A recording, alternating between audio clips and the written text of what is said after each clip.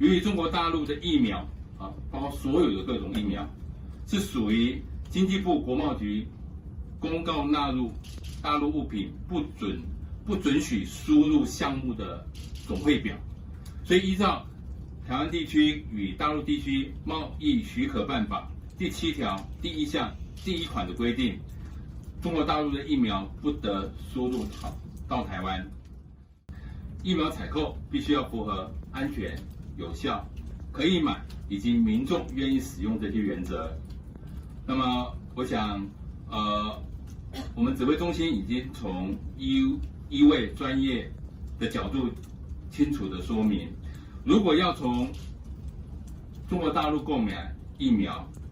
是可以透过修法方式引进。那么，指挥中心也表示，如果有购买的需要，也不排除修法的方式。但是目前指挥中心并没有相关的规划。那我们也在跟您说明目前所涉及的相关的法律。中国大陆的疫苗进口涉及到我方的法律规定，由于中国大陆的疫苗包括所有的各种疫苗，是属于经济部国贸局公告纳入大陆物品不准许输入项目的总汇表，所以依照台湾地区与大陆地区贸易许可办法第7条第1项第1款的规定，中国大陆的疫苗不得输入到台湾。那么，你刚刚提到两岸医药卫生合作协议内容包括双方进行传染病的检疫防疫资讯交换通报，以及疫苗研发等交流合作等事项，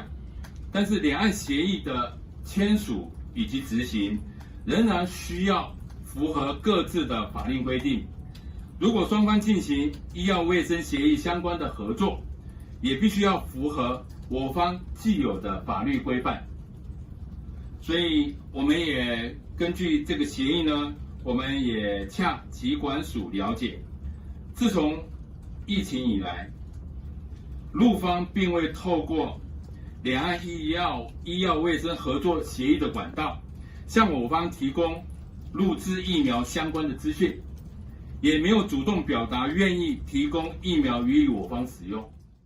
你有话想说却苦无发声的管道吗？你对事情有不同的见解却无人倾诉吗？年轻学子们站出来说出你们的想法，让我们听听年轻人的心声。闹变风向强力征求学生辨识，只要你敢说，我们就敢要。赶紧拍摄影片，然后发送到我们以下的信箱，就会有专人跟你联系。还有，别忘了订阅我们闹变风向的 YT 频道，按赞，开启小铃铛，就不会错过我们精彩的辩论哦。各位朋友，闹变风向，敢嘴就来辩。